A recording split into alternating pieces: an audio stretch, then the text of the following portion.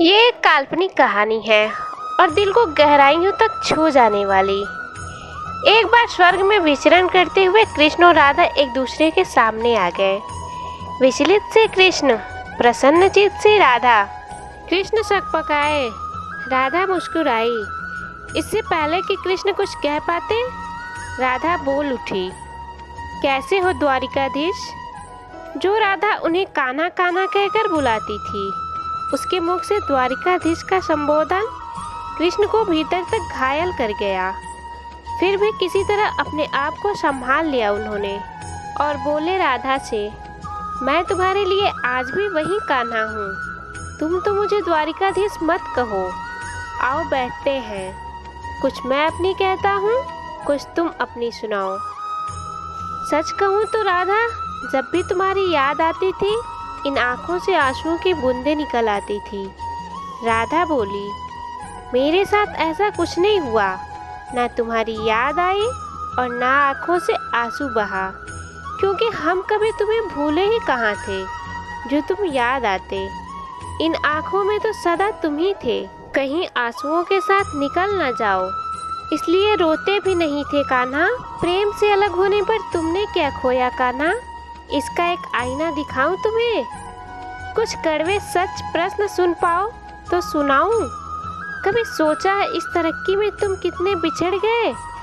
यमुना के मीठे पानी से जिंदगी की शुरुआत की और समुद्र के खारे पानी तक पहुंच गए। एक उंगली पर चलने वाले सुदर्शन चक्र पर भरोसा कर लिया और 10 उंगलियों पर चलने वाले बांसुरी को भूल गए। कान्हा, जब तुम प्रेम से जुड़े थे तो जो उंगली गोवर्धन पर्वत उठाकर लोगों को विनाश से बचाती थी, प्रेम से अलग होने पर वही उंगली क्या क्या रंग दिखाने लगी। सुदर्शन चक्र उठाकर विनाश के काम आने वाले कान्हा और द्वारकाधीश में क्या अंतर होता है बताऊं। कान्हा होते तो तुम सुदामा के घर जाते, सुदामा तुम्हारे घर नहीं आता। युद्ध में और प्रेम में यही तो फर्क होता है। युद्ध में आप मिटाकर जीतते हैं और प्रेम में आप मिटकर जीतते हैं। कान्हा, प्रेम में डूबा हुआ इंसान दुखी तो रह सकता है, पर किसी को दुखी नहीं कर सकता। आप तो कई कलाओं के स्वामी हो, स्वप्न दूरदृष्टा हो, गीता जैसे ग्रंथ के दाता हो, पर आपने ये क्या निर्णय लिया। आपने अपने पूरी सेना कौरवों को सौंप दी और अपने आप को पांडवों के साथ कर लिया। सेना तो आपकी प्रजा थी, राजा तो पालक होता है, उसका रक्षक होता है। आप जैसे महाज्ञानी उस रथ को चला रहे थे जिस पर बैठा अर्जुन आपकी प्रजा को ही मार रहा था। अपनी प्रजा को मरते देख आप में करुणा नहीं जगी, क्योंकि आप प्रेम में शून्य हो चुके थे। आज भी धरती पर जाकर देखो, आपकी द्वारिकाधीश वाली छवि को ढूंढते रह जाओगे। हर जगह, हर मंदिर में मेरे ही साथ खड़े नजर आओगे। मैं जानती हूँ कान्हा, लोग गीता के ज्ञान की बात करते हैं, उसके महत्व की बात करते हैं, पर धरती के लोग युद्ध वाले द्वारिकाधीश पर नहीं, प्रेम वाले कान्हा पर भरोसा करते हैं।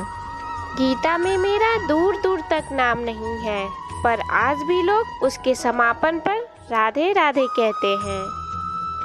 ये कहानी काल्पनिक जरूर है, पर इसके भीतर छिपी सीख बहुत महत्वपूर्ण है। श्री कृष्ण के पास कभी किसी प्रश्न का उत्तर न हो, ऐसा तो हो ही नहीं सकता, परंतु राधा द्वारा लगाए गए प्रश्न चिन्हों पर कान्हा मौन रहे।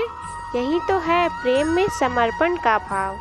पराक्रम में हमें हर किसी को हराना होता है, तब भी हम जीतकर भी हार जाते हैं, परंतु प्रेम में एक ही कईयों का दिल जीत लेता है।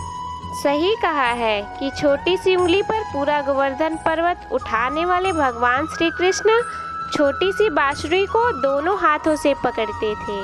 फिर मिलेंगे दोस्तों एक ऐसी ही छोटी सी कहानी के साथ। तब तक के लिए अपना ख्याल रखना और हमेशा मुस्कुराते रहना।